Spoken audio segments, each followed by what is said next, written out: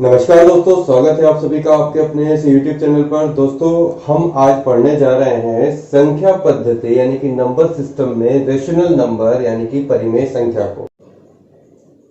जैसा कि हमने लास्ट वीडियो में पढ़ा था कि जो परिमेय संख्या है जिन्हें रेशनल नंबर कहा जाता है उन्हें P/Q के फॉर्म में रखा जाता है। किसमें?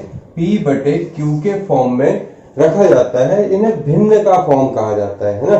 तो जो संख्या है ना, मान लो कि कोई संख्या R है, उसको यदि P/Q के रूप में लिखा जाए या लिखा जा सकता हो, जहां P और Q क्या हो?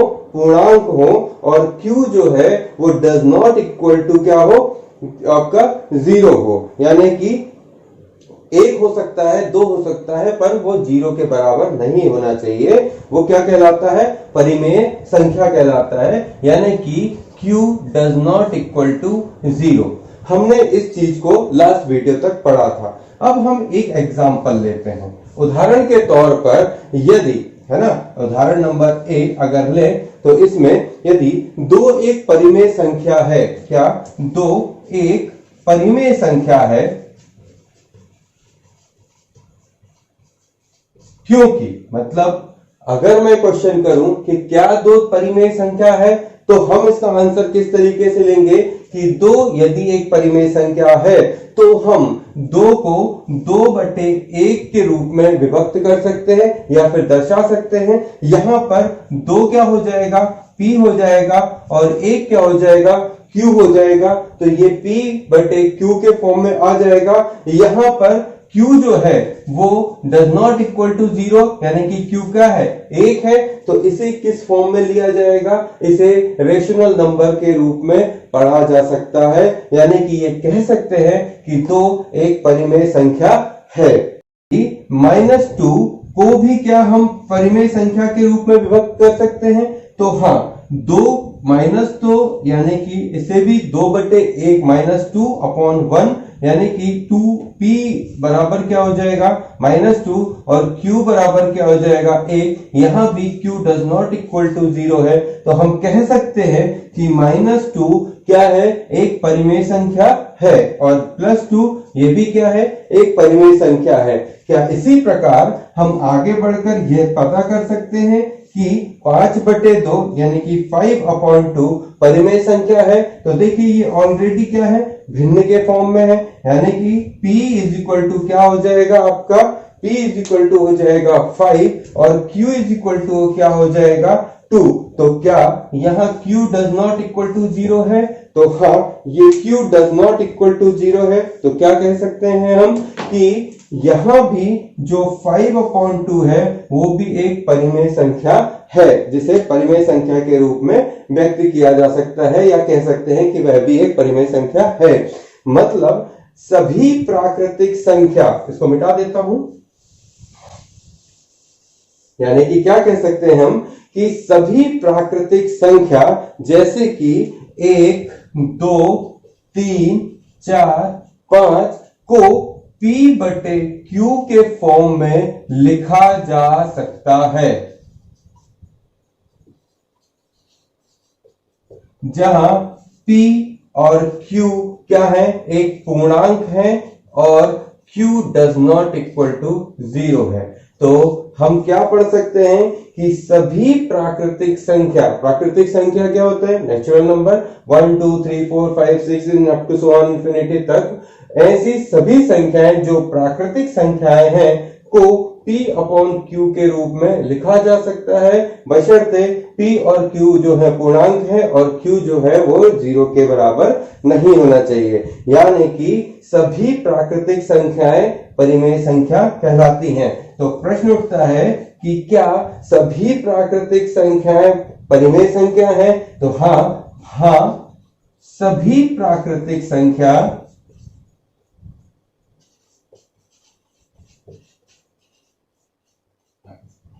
क्या है? परिमेय संख्या है।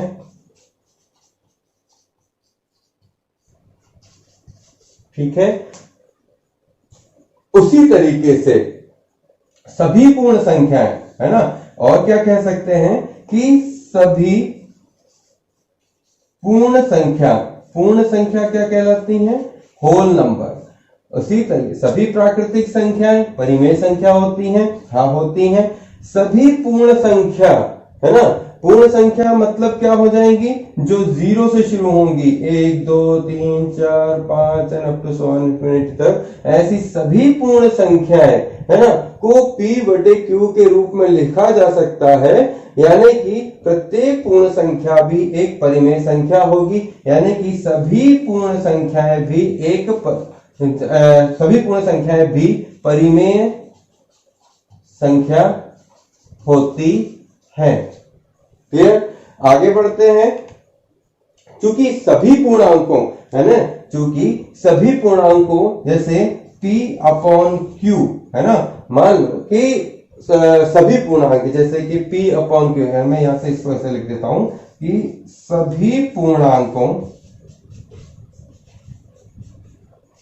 को क्या बोलते हैं? इंटीजर बोलते हैं। सभी पूर्णांकों यानी कि इंटीजर्स को भी p/q के रूप में व्यक्त किया जा सकता है, जहां पर क्या होगा? जहां q does not equal to 0 होगा के रूप में लिखा जा सकता है। तो हम कह सकते हैं कि सभी पूर्णांक परिमेय संख्या है ना। तो यहां भी क्या कह सकते हैं? सभी पूर्णांक परिमेय संख्या है, या कह सकते हैं कि भिन्न के तुल्य हैं। ठीक है, तो मैंने यहाँ कितनी बातें बताई? यहाँ मैंने आपको 3 बातें बताई। एक बात, सभी प्राकृतिक संख्या परिमेय संख्या होती हैं, सभी पूर्ण संख्याएं परिमेय संख्या होती हैं, और सभी पूर्णांक परिमेय संख्या होते हैं। तो ये 3 बातें आपको याद रखनी है। ठीक है, आगे बढ़ता हूं। क्वेश्चन आते हैं हमारे पास कि परिमेय संख्याओं को p/q के रूप में, है ना, अद्वितीय निरूपण नहीं होता है ना। तो किस तरीके से नहीं होता है, हम इसे अगर देखना चाहें तो फॉर एग्जाम्पल कैसे ले सकते हैं? इसको मिटा देता हूं।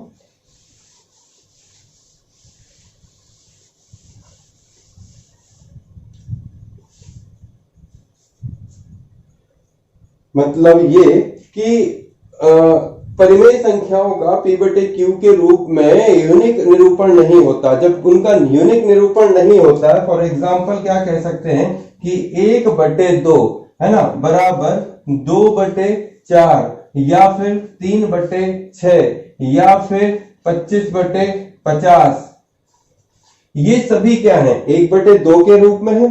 तो ये परिमेय संख्याएं आपस में बराबर हैं तथा p/q के फॉर्म में भी हैं, जहां p और q क्या है? पूर्णांक है, और q जो है वो 0 के बराबर नहीं है। उनके तुल्य परिमेय संख्या, या इन्हें क्या कहा जा सकता है? इन्हें भिन्न भी कहा जा सकता है। इन्हें क्या कहा जा सकता है? भिन्न भी कहा जा सकता है, या भिन्न भी हम कहते हैं। तो फिर हम ये बात फिर कह सकते हैं कि जब हम ये कहते हैं कि p/q एक परिमेय संख्या है, या जब हम p/q को एक संख्या रेखा पर निरूपित करते हैं, तब हम मान लेते हैं कि q does not equal to 0 और p और q बराबर 1।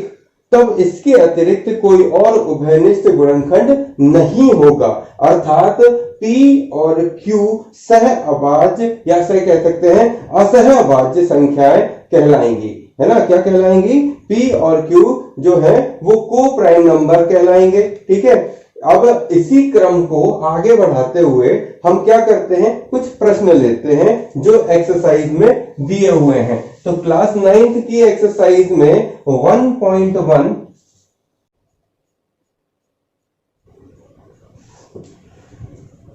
चलिए, तो क्लास 9th की एक्सरसाइज 1.1 में अगर क्वेश्चंस को देखें तो पहला क्वेश्चन है कि क्या, है ना, फर्स्ट क्वेश्चन क्या कहता है? क्वेश्चन नंबर फर्स्ट क्या कहता है उसको अगर देखें तो क्वेश्चन नंबर 1 है कि क्या 0 एक परिमेय संख्या है? क्या इसे आप है ना, p अपॉन q के रूप में लिख सकते हैं, जहां q और p पूर्णांक है और q does not equal to 0 है। तो क्वेश्चन मैंने अभी इन तीन बातों को बताया था कि क्या हम शून्य को परिमेय संख्या कह सकते हैं। तो शून्य जो है वो कहां पर आता है, 0 1 2 3 4 ये सब कब मिलते हैं, हमें होल नंबर मिलते हैं।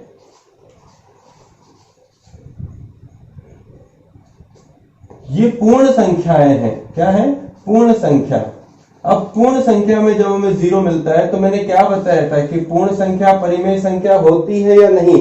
तो हाँ, हम कह सकते हैं कि हाँ, शून्य परिमेय संख्या है। अब ये कैसे, तो देखिए p अपॉन q के फॉर्म में बदलना है। तो p इज इक्वल टू हो जाएगा 0 और q इज इक्वल टू हो जाएगा 1। क्या यहाँ q 0 के बराबर है, नहीं है। तो क्वेश्चन का आंसर क्या हो जाएगा कि हाँ, शून्य एक परिमेय संख्या है। ठीक है, आगे बढ़ते हैं। नेक्स्ट क्वेश्चन है हमारा, जो प्रश्न है उसमें हमें क्या देखना है कि, इसको मिटा देता हूं। क्वेश्चन नंबर 2 कहता है कि 3 and 4 के बीच, है ना, कितनी परिमेय संख्या निकालनी है। तो हमें 3 और 4 के बीच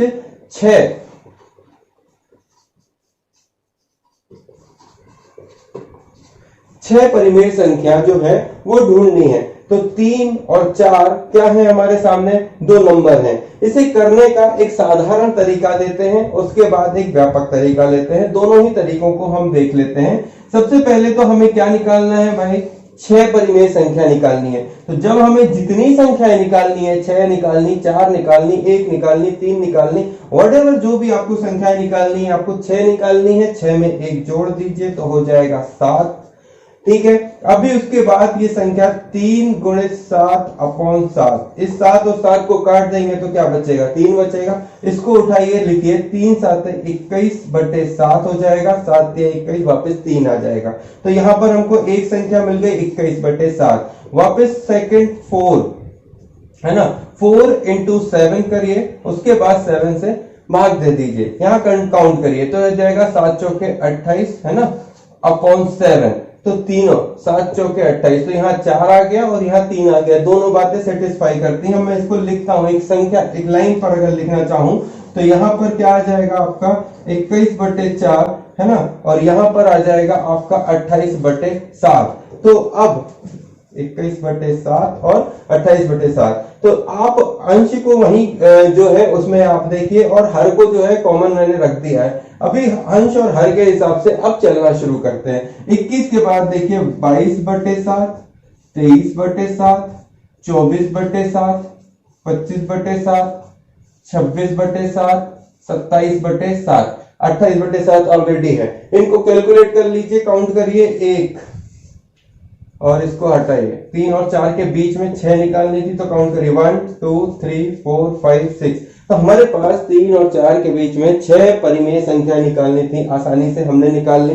तो क्वेश्चन जब भी ऐसा आएगा कि हमें किन्हीं संख्याओं के बीच में परिमेय संख्या निकालनी है, तो उसका जो तरीका एक छोटा सा है, उसमें जितनी संख्याएं निकालनी है उसमें एक जोड़ दीजिए, उसका मल्टीप्लिकेशन इन संख्याओं में करिए। जो संख्या आएंगी इन दोनों संख्याओं को एक रेखा पर रखिए और उस पर फर्स्ट और लास्ट को काउंट करने के बाद कैलकुलेशन बढ़ा दीजिए। अंश चेंज होंगे, हर चेंज नहीं होगा, हर जो है सेम रहेगा।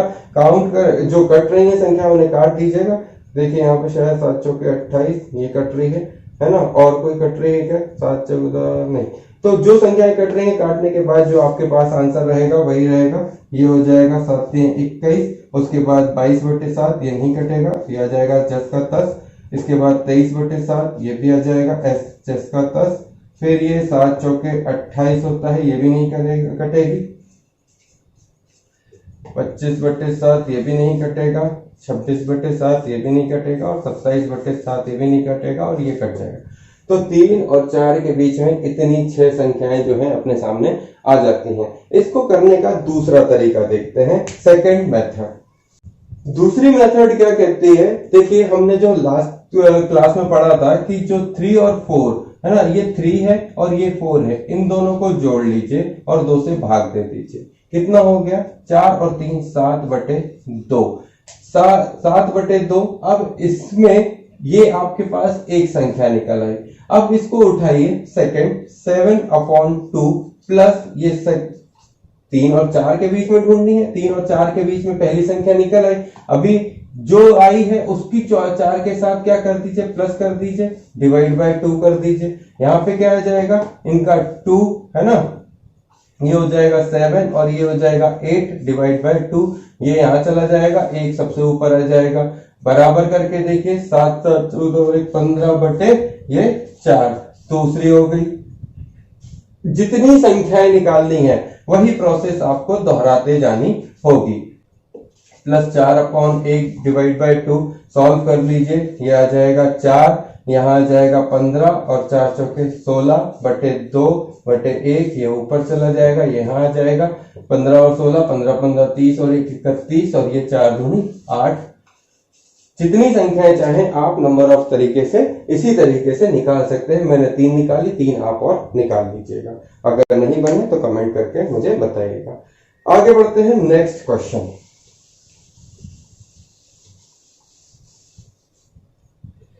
अगला क्वेश्चन कहता है कि 3/5 और 4/5 के बीच में, है ना, हमें 5 परिमेय संख्याएं निकालनी है। कितनी?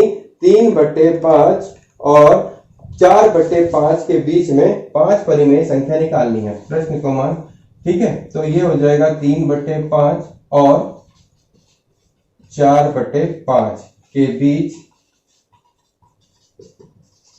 5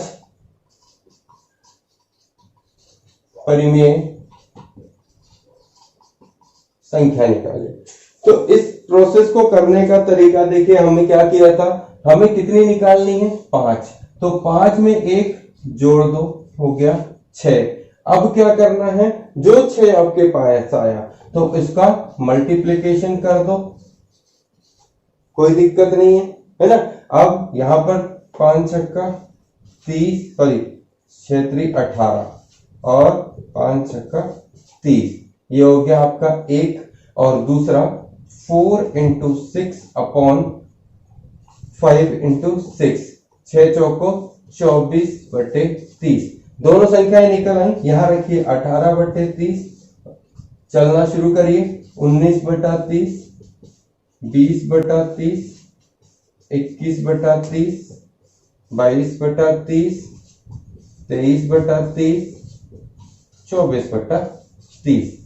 ठीक है, अब इसको अगर आप सॉल्व करोगे तो आपके सामने सॉल्यूशन मिल जाएगा। तो जो कट रही हैं उन्हें काट दीजिएगा, जो नहीं कट रही हैं उन्हें छोड़ दीजिएगा। 18 और ये अगर इसे करें तो 6 3 6 12 6 3 18 6 5 30, ये आ गया 3/5। इसके बीच में आपको निकालनी थी, तो अब आ जाओ, ये कट रही है, नहीं कट रही, 19/30 रहने दीजिए, कोई दिक्कत नहीं है ना। ये 2/3 हो जाएगा, ये हो जाएगा 21/30, 7 से कट जाएगा, 7 14 7 3 21, 3 7 21, 3 9 30, ये हो जाएगा आपका 2 11 22 2 15, ये हो जाएगा 23/30, ये नहीं कटेगी, और ये हो जाएगा आपका 6 चौको 24 6 5 30। तो जो आपका सोल्यूशन है इसमें कितनी संख्याएं निकालनी थी? 5 निकालनी थी। 1 2 3 4 5, पांचों संख्याएं आपके इस 3/5 और 4/5 के बीच में मिल रही हैं। तो हमको सोल्यूशन मिल गया कि इस तरीके के प्रश्नों को हमें ऐसे सॉल्व करना है। क्लियर? जहां डाउट हो तो आप कमेंट करके पूछ लीजिए।